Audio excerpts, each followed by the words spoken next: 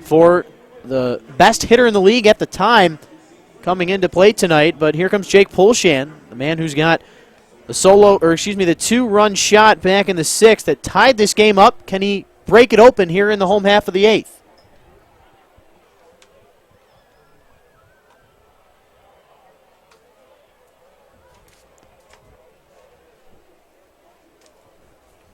As Polshan, first pitch, looks at ball 1, the off speed in the dirt. Good eye from him. Of course, with that last at bat, a home run. You could imagine being eager this time around as Tout tries to go out of the strike zone, force a chase on the first try, but instead he holds back. Really good patience from Polshan tonight as this one over to the hot corner. Jones over to second. Geely, the relay to first, and the Mammoths threaten but do not score. Another double play here in this ball game as we remain tied at 3. We head to the 9th. You're watching the USPBL YouTube channel.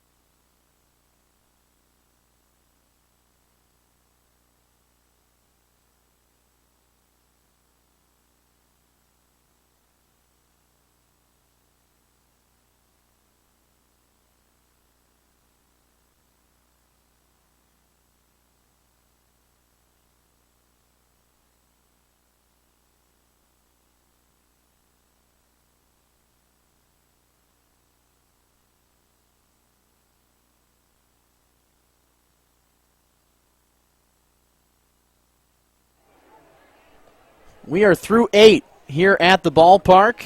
Sorry for some of the technical difficulties, but we tread on as we go to the 9th. Hoppers and Mammoths tied up at 3 in this crosstown rivalry matchup. Jake Davis out there for another inning of work. Starts off Luke Johnson with a strike and then misses with the breaking ball upstairs as he couldn't pull the string.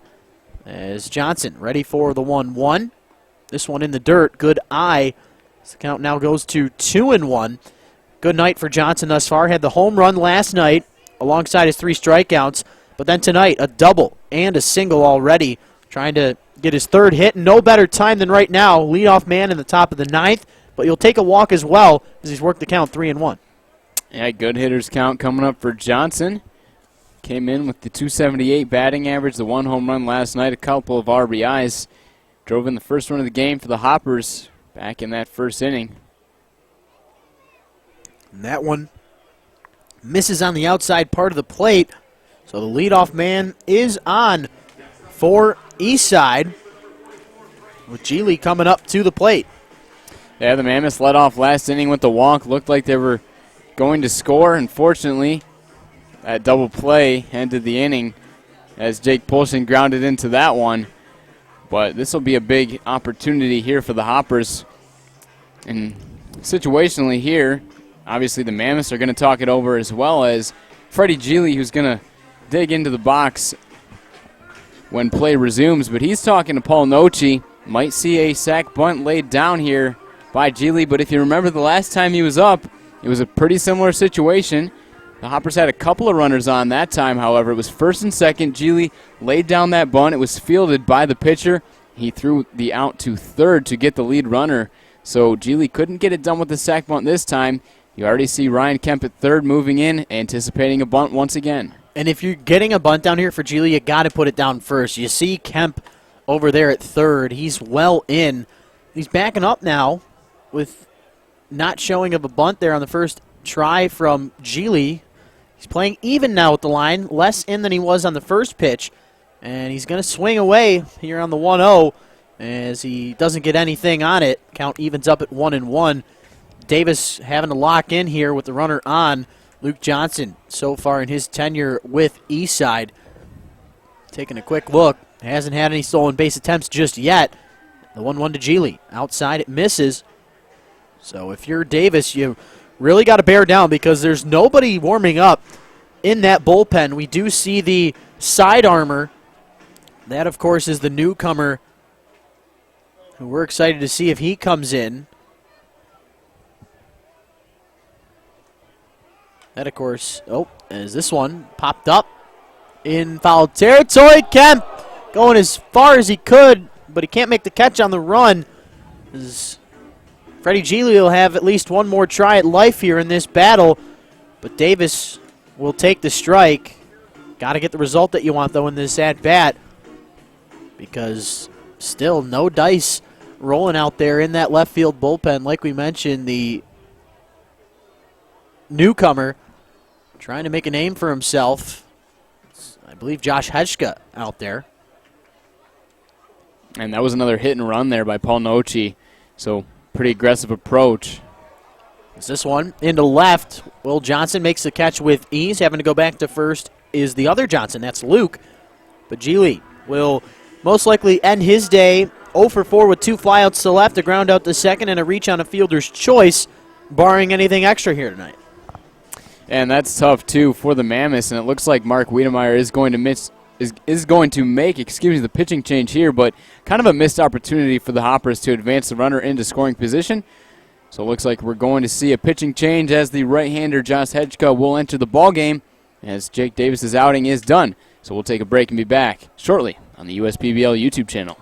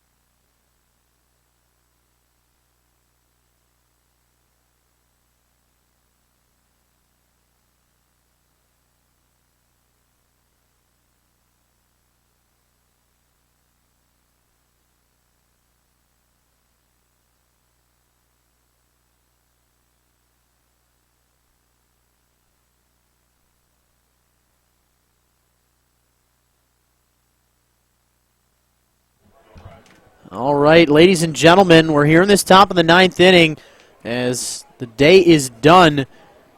For the reliever, it brings up Josh Hedschka as he comes in, one of the new faces here in the USPBL.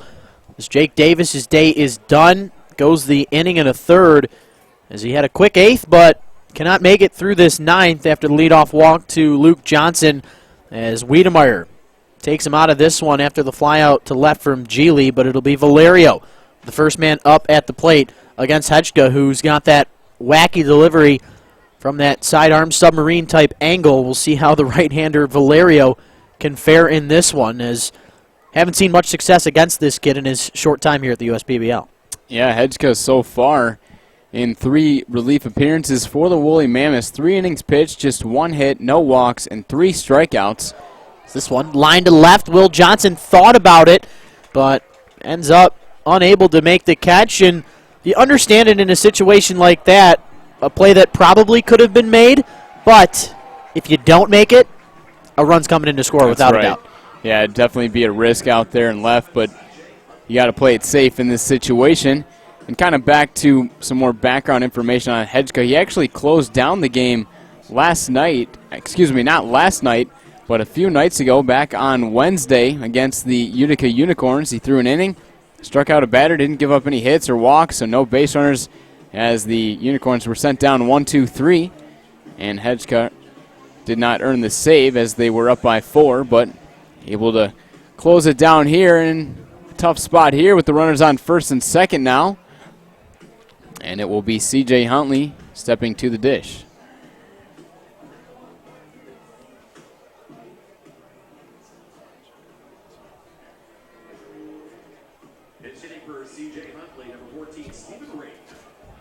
And how about that? It's going to be a pinch hitter. Stephen Ring's going to enter the ballgame coming off a tough night. Held hitless yesterday. But the product out of Hillsdale College has a lot of power in his bat, only with the 1 hit so far, as he's coming into this at bat hitting just .056. But he'll look to turn it around. Probably the biggest spot he's been in so far. Yeah, I mentioned earlier on in this ballgame, Ring, the only batter that was in the lineup last night that didn't come into play tonight, as Dobson was one hit right at him, but coming off of the bag at first, over there is Polshan. You saw the miscue from Dobson right away. He ends up getting the force out at second to retire Valerio, but unable to get Ring, who reaches on the fielder's choice. So I wonder if that miscue will end up haunting Westside. And that's, of course, if Tommy Lacongo can come through with a base knock here and break up this 3-3 tie. And Lacongo's had a tough day tonight, but yesterday, some good numbers for him as he was perfect with a couple of walks and hits. Really hit the ball well last night. Big spot for him here as that potential go-ahead run is standing on third. Good try from Lacongo. Good swing on that last pitch, but you saw the throw there from Hedschka in on the hands. That's a perfect pitch because you're not going to get much out of it in terms of contact in on the hands of Lacongo. Hedschka, the Dearborn, Michigan native, trying to make a name for himself in the USPBL, already 1 for 1 in save opportunities on the weekend as he just joined us recently. Of course, not in line for a save situation statistically, but you come in with runners on and a tie ball game here in this top of the 9th. You're doing everything you can to not allow the Hoppers to separate themselves in the run column as the 1-1 Lacongo does in fact go around, according to our home plate umpire, Rob Lothian. Did not need any help there from Gary Wagenschutz, the first base umpire. Looked close, but obviously the man behind the plate has a closer eye than us up here in the booth.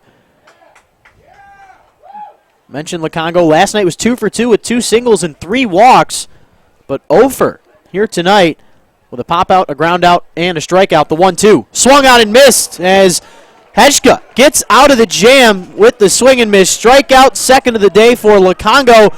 And let's see if the Mammoths can walk us off here on this Friday night before fireworks. It's 3-3. You're watching the USPBL YouTube channel.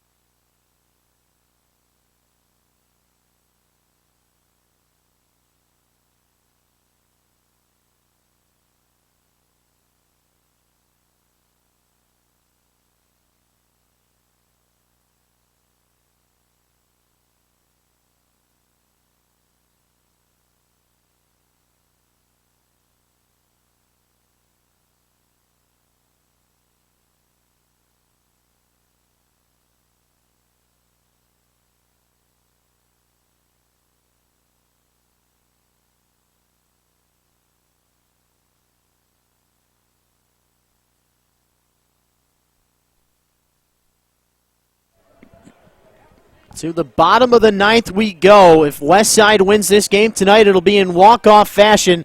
Dan Williams looks at the first pitch he sees. 0 for 3 on the night with 2 groundouts to first and a pop-out to short. First pitch just missing on the outside part of the plate is Tout out there for his 3rd inning of work. It's Williams on the 1-0. Fouls one out of play to our left. Tout with 23 pitches through his 2 innings of work. Just 13 of the 23 for strikes, as he does have 1 walk and 1 strikeout to his credit. As we see him deliver the 1-1. Outside corner called, strike 2. Real good pitch there from the right-hander. Williams didn't agree, but I do. I don't know about you, Leo, but looked like a good call right on that outside corner. Perfect off-speed pitch. And now you got a few pitches to waste on the 1-2 count. Here it comes. Outside corner at 83, the changeup. That one pretty much perfectly placed for the right-hander Tout. He looks on right now as the temperature starts to drop with the sun down as we cross the 9:20 mark here at the ballpark. It was 75 to start. It's down to 67 as Williams swings through the 2-2, but he recognizes Lukango could not squeeze onto it. But in the end, the catcher completes the strikeout with the 2-3 putout for out number 1. And here comes Javon Shelby, already 1 home run on the night tonight.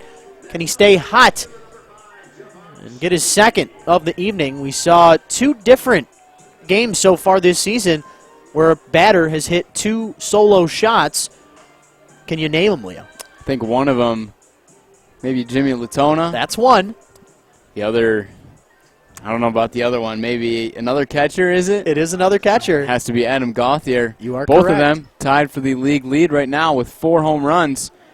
Shelby now with 3, which leads the team. Also good for 2nd in the league.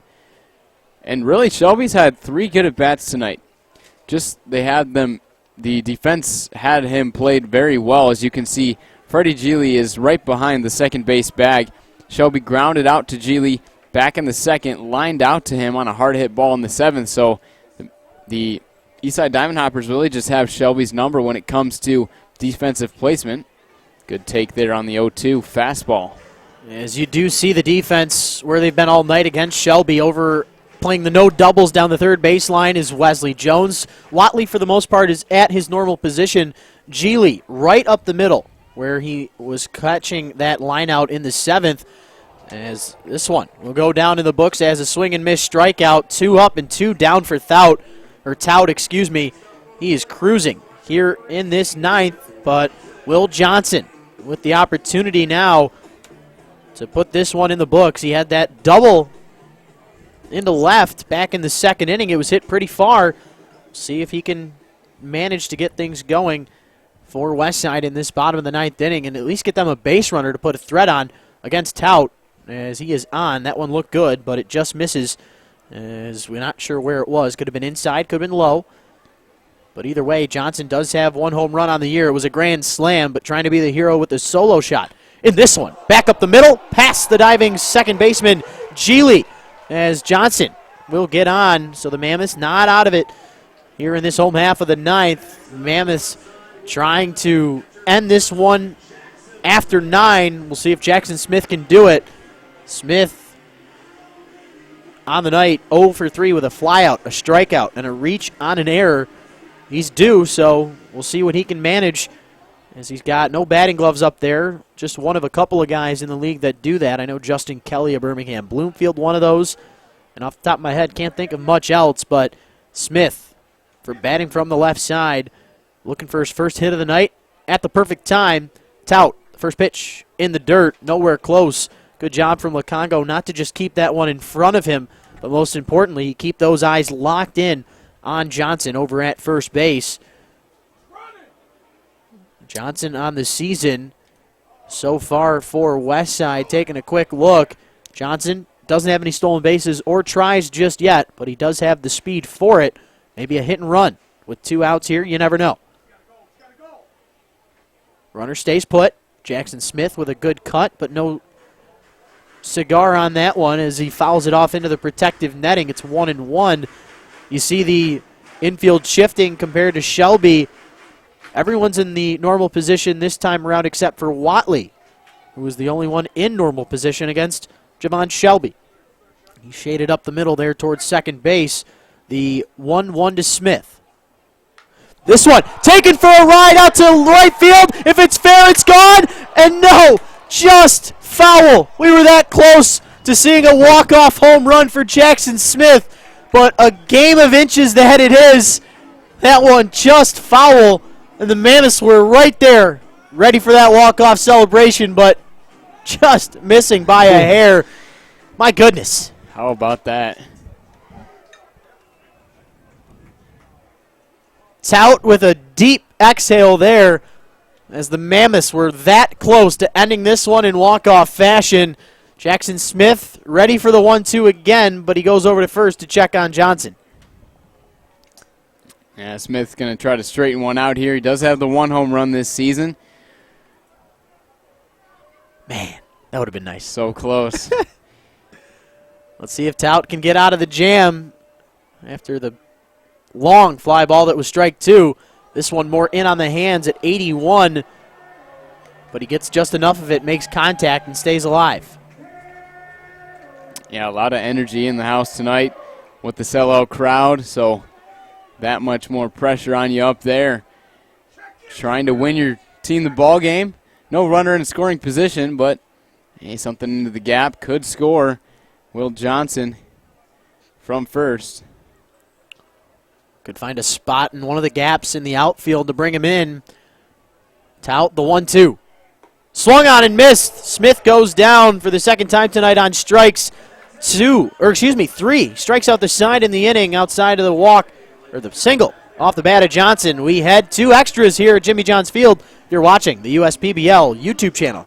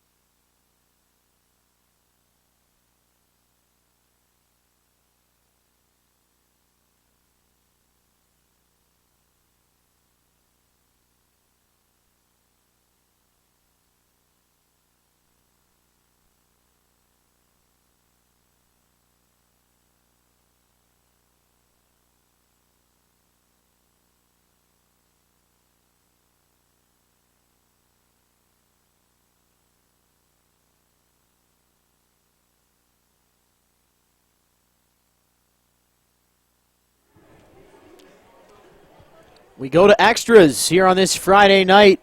Fireworks Spectacular Teacher Appreciation Night. We see the last out in that 9th inning. That, of course, Tommy Lacongo out there at second base as a part of the international tiebreaker rule, as this one gets past the catcher, Jackson Smith, who could not deliver at the plate with that long fly ball that was good for strike 2, as Kevin Watley shows bunt, pulls back, and the runner getting into even more of a scoring position in Lacongo as he gets over there to third. We remember against the Beavers last weekend where the Hoppers took advantage. It was Watley up at the plate who looked at 2 wild pitches. That's right. And he ended up having to do nothing in extras, and his team walked off with a wild pitch. I won't have a walk-off here, but Hoppers trying to get a run in without any offense is this one.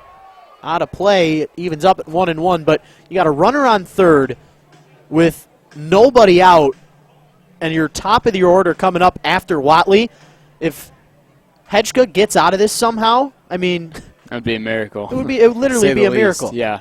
And the Hoppers have actually walked off twice on wild pitches this year, and that first wild pitch is definitely a big one. I mean, the difference between having that runner on third and second with no outs, definitely big. You got to capitalize if you're the Hoppers right here. This one misses away.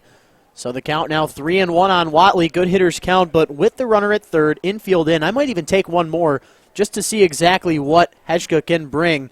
And worst case scenario, you got one more to work with, and the pressure still mounting on the right-hander. Yeah, that's definitely a good call. We'll see what he does, yeah. Exactly. We'll see what he does here. The 3-1. He lets it ride, so he has the same approach as I did. And now we'll see what he can do with the count full. Got to expect a strike here and make something happen. Worst case scenario, you have it go to the outfield deep enough to bring in Lukango. This one, over there to the third baseman. That's not going to bring him in as Kemp throws it over there to Poljan for the 5-3 putout. One down, but Lukango still over there on third base. Here comes Pat Adams, and with Pat Adams and Wesley Jones coming up with one out and a runner on third, still seeming like an impossible scenario for Westside to get out of this inning without a run.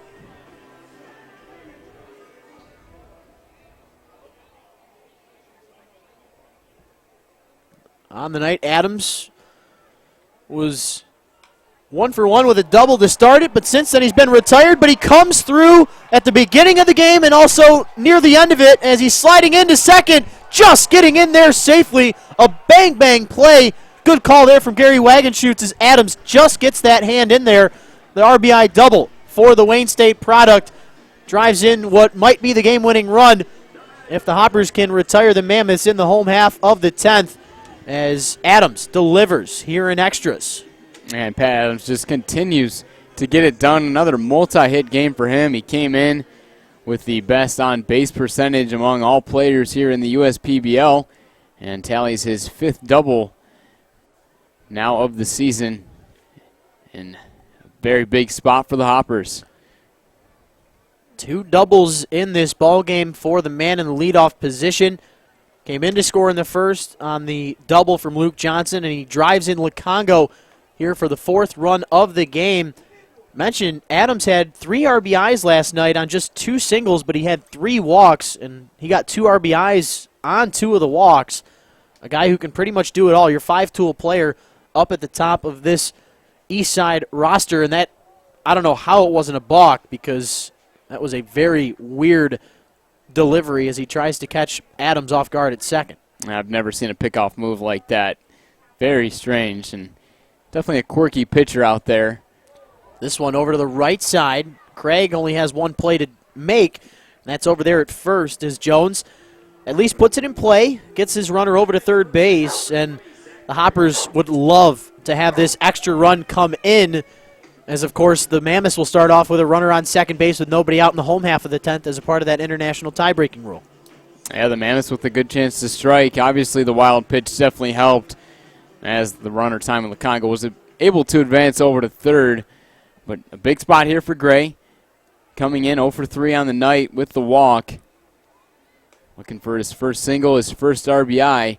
And the Hoppers had not scored since that first inning where they put up 3 against Matt Cronin, who really ended up turning in a good start. He won't be a factor in the decision, obviously, with the tie score at the start of this inning. Not a tough, or not an easy play at first, but Polshan coming through with the leather as he charges that ground ball from his counterpart Gray and retires him for the 3rd and final out. But the Hoppers do get the run in as we head to the home half of the 10th. It'll be the bottom and then the top due up for Westside. You're watching the USPBL YouTube channel.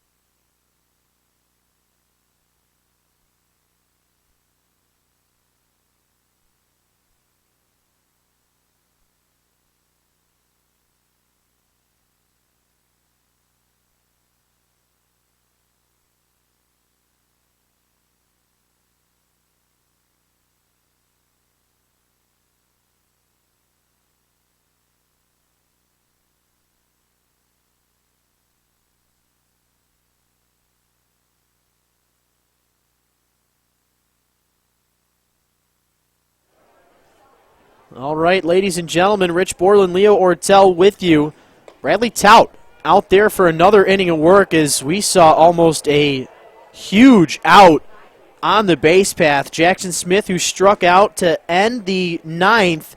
He's out there, of course, as the base runner, as the last out in the lineup as a part of the international tie-breaking rule, with the runner starting on second base going into extras, as Lukongo almost picked him at second after the pitch from Tout, who's in here for his now fourth inning of work. And look at that bunt there from Dobson. Gets it down as the Hoppers do get the out on the sacrifice bunt. But I'll tell you right here and now, still that runner on third. It's crunch time for Bradley Tout. He's got to make his best pitches right here and now, as there is nobody getting loose in that bullpen. This is Tout's inning to work through as he gets out number one on the sac bunt. Yeah, how about that play from Wesley Jones at third, too? Beat him just by a step. Perfect play made. Really a perfect bunt. You can't drop it down any better than that, and the Hoppers were obviously anticipating the bunt, but it does put Tout in a tough position as you see Lukongo go out to the mound for a little meeting. Situationally, you got a big hitter up here in Alec Craig, who has got on base twice with the walk, but he's made pretty good contact tonight with a couple of flyouts into center field. Would it be a stupid question to ask to put on Alec Craig here? I guess in this situation, I would say yes, only because he would represent the winning run, as the potential tying run is on third. And Craig, with his speed, obviously the 47 for 48 stolen bases last year in college, and already 5 of 5 this year, so it's pretty much in the first and third situation, Craig's going to swipe second. Then you got the two runners in scoring position. But I asked for the fans' sake. No, I'm just kidding. No, yeah. If it's any other player on this roster, yeah, you could definitely consider it. Good call there. So Craig ahead in the count 1-0 after he looks at one that misses well outside. Tout misses outside again. This one much closer as gets Craig. He's behind in this count 2-0 to him, who's got 2 walks in his last 2 plate appearances after a fly out and a line out to center. A really good job in this second half of this game for Craig, seeing the ball tremendously in his last inning of work for Goatsies, and then the second inning of work for Tout as he misses again. Close on that outside corner. The count now 3-0 on Craig. Don't want to have him on the base pass because the Mammoths will take full advantage of it. This is not ideal here, and if Craig reaches base, I wouldn't be surprised maybe if you walk Ryan Kemp, but then you got Sonny Cortez on deck. You would create the force out, so this is tough here with the top of the lineup here up for the Westside Woolly Mammoths. But Craig's one of those guys who, as you mentioned, Rich, draws the 2 walks, and kind of just a natural guy that draws walks just because of his height. Only stands in there at 5'9". Obviously, Ryan Kemp at 5'4", draws quite a few walks too, but you don't want to walk him right here. Make him hit the ball into play. Infield is in, of course. This past the diving shortstop, Watley. So Craig coming through his first base hit of the night. He delivers and ties it up at 4 here in the home half of the 10th. Jackson Smith comes in to score as we have Ryan Kemp standing in. Yeah, this is a great situation here for the Mammoths. We just talked about Alec Craig's speed. He's on first now. Tout's going to have to keep tabs on him. 5 for 5 here in the USPBL already. And this is now, as I take a look at the numbers, Craig's 5th game. So he's got more stolen bases than games played. Look for him to maybe swipe a bag here. As you saw him kind of shimmy in sort of a fake attempt. Yeah. As Kemp looks at called strike 1. Would have been a perfect pitch to steal onto a breaking ball on the first pitch, and you probably would have had a good jump too, but one that you can't really have back. Of course, not expecting a breaking ball on the first pitch, but here he goes now as this one. Over there, it's going to get almost into center field, but Geely ranging out, makes the stop. But yes, Craig already now with another stolen base, 6 for 6 as he ties Dobson. Both of those men perfect on the season on the base pass. And with Craig out there at second, I mean, why not try it again? Because you see Jones playing well back over there at third and maybe catch the Hoppers off guard with only 1 out on the board. That is tough with the 0-2 count, too. Wouldn't be a bad hit-and-run situation, but Kemp is down in the count. Tout's got a few pitches to waste here. Could go with the high fastball, could go with the off-speed stuff in the dirt. Looks like he goes with the off-speed stuff in the dirt. In that case, not a bad pitch. And it's tough with Kemp up there, too. He's got a very small strike zone, so not much to work with if you're the pitcher. So the count even at 2-2. Kemp on the day, 2 for 4 with 2 singles, and Nochi's going to come out here. There's nobody getting loose in that bullpen, so this is simply a meeting for strategy. You got the speedster and Craig out there at second base. Kemp not that slow for being only 5'4" up at the plate, but you really only got to worry about that man on second. No matter what Kemp does here, you have to not allow that run to come in, or this ball game is going to be all said and done. Play the no doubles down the line, maybe. I don't know. It's a tough situation for Eastside. You get your 4th run of the game in the top half of the 10th, take the lead into the home half. Tout was pitching well over the last couple of frames, but in some hot water here in this home half of the 10th. Kemp just needs a single, as I would imagine Craig would come in to score with ease.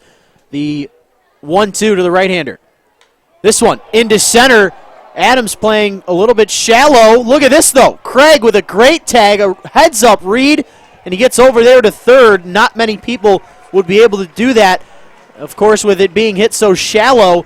But in the end, it's deep enough to get Craig that much closer. And nobody else you'd want, maybe not tonight, but Sonny Cortez with the .412 batting average coming up to the plate. Due, as he's 0 for 4 with 2 strikeouts, a ground out, and a reach on a fielder's choice. This is the time to shine if you're Sonny Cortez. And, of course, he took the words out of my mouth. They're going to put him on here to bring up Jake Polshan, who does have a home run tonight. So pick your battle. And maybe do you put Polshan on to load the bases? I mean, you do create the force out. I guess it doesn't matter as much in this situation, as you don't really need the force out at home. But I'd say that's definitely a smart move, even though Cortez is 0 for 4. But Polshan, like you said, Rich, does have that home run. And he grounded into that double play back in the 8th inning. It was a hard-hit ball that would have got up the middle if it wasn't a hit-and-run situation, but Alec Craig was nabbed at second before the Hoppers twisted it for the double play. Cortez taking second with ease on the defensive indifference. Polshan looks at called strike 1. It was a breaking ball. So normally when you see a pitcher start a batter off with a breaking ball, it's going to be a fastball next time around, but with a guy like Polshan up at the plate, the big fella, more of a power hitter, wouldn't be a bad idea to maybe go back to that just a little bit lower as Kevin Watley comes in. He pointed towards something at home plate, and now he's talking with Lacongo as they're thinking about maybe putting Polshan on. As you see Lacongo stick the 4 fingers up to the first base side where his team is in the dugout. Definitely understand the approach. You mentioned it, Leo, but with him already ahead in this count 0-1 against Polshan, it looks like they're going to go after him. That's not a bad idea, too. And Dan Williams waiting on deck. It would be a lefty-righty matchup in favor of Williams, even though he's 0 for 4 tonight. The 0-1 in the dirt, and boy, would that be a tough end to a great baseball game. But Lacongo, the veteran, keeps that one in front of him. Most importantly, keeping Craig, the speedster, with 6 stolen bases in just 4 games, 5 now. One little miscue, one little ricochet, and this game's over. And the Hoppers know that, too. Already 2 walk-offs on the wild pitch this year. Craig's got to be the fastest player in the league. Polshan fights one off. Count will run 2-1-2.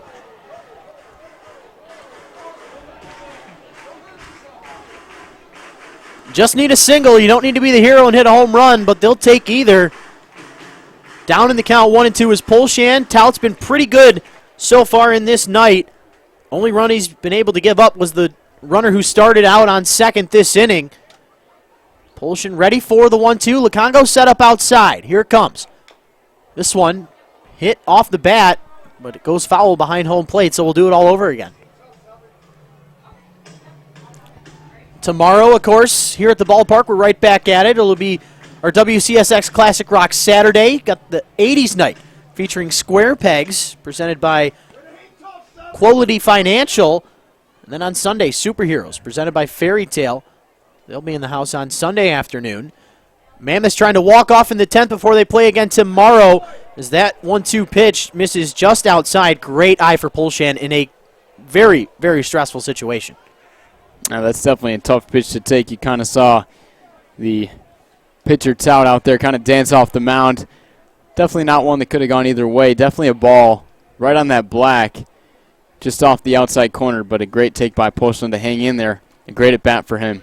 See if he can end it on a high note and give his team the victory, as this one in on the hands, fouled off over to the right. Polshan's not going to give up in this instance. He is battling here against Tout, whose pitch count is climbing more and more as this extra inning goes on. Yeah, he really has gone in there and done a nice job. Like you mentioned, Rich, just the one run given up. And that was the international tiebreaker on second. See if he can limit the damage right here. Keep his team in the game. Pitch number 56 from Tout is in the dirt. With it being in the dirt, Alec Craig wanted to maybe give it a run for his money, as he is aggressive over there at the third base bag, trying to be the hero. But another good eye from Polshan. He works the count full, and if you're Tout, it's not the worst case scenario if you walk Polshan here, but yep. You're not trying to do that. You're trying to get out of this battle and have your team come up here in the 11th inning. As the payoff pitch comes in, it misses low, almost gets a piece of Polshan. So it'll be Dan Williams to possibly be the hero for Westside as he comes up to the plate for his 5th time tonight, and he's 0 for 4 with 2 groundouts to first, a pop out to short, and a strikeout. Yeah, I definitely don't mind the walk in that situation. And I was going to ask you, Rich, because I know you did pitch a couple of years at Macomb Community College, but that's a situation right there where you got the base to give, and they were thinking about the intentional pass anyway. With the 3-2 count, it's tougher on both the pitcher and the hitter, but you don't want to leave something over the heart of the plate, so I definitely like the call to at least start something out of the strike zone. As you see Williams with a healthy cut, but well behind that pitch from Tout. Infield playing out of normalcy here, as you got Watley up the middle, shaded right behind Sonny Cortez. Freddie Geely playing in shallow right field. As you see the first baseman over there, Gray, playing well back in the infield. Jones playing off of the line down third. The 0-1 to Williams. This one in the dirt, and Tommy Lukongo earning that paycheck as he keeps this game going with that one in the dirt. Tout almost ended it right there. Yeah, putting in the work. He knows that the breaking ball is coming in the dirt, trying to get Williams chasing, but still a heck of a stop to keep it in front of him with Alec Craig, the speedster, on third. Tout takes a second, comes home with the 1-1. Out into left center field. The fielder is not going to make the catch. Off the top of the wall. It doesn't leave the park, but he just needed the knock. And the Mammoths walk it off in dramatic fashion and win, count it, their 4th in a row. Westside moving up to 7-11. Eastside drops to 9-10. A miraculous finish to this Friday night action here at the ballpark, and there are some fireworks that end it prior to the actual fireworks. Quite the game here. We saw quite the pitching matchup throughout. Eastside coming back towards the latter part of this game, but Westside able to tie it up, get that international tiebreaker in just as Eastside did. But heck of a job there by Dan Williams, almost taking one out of the yard. Like you said, Rich, just off the top of the wall, probably just a couple of feet from leaving as our 4th grand slam. It would have been on the season in the first walk-off home run, but instead, walk-off double ends it.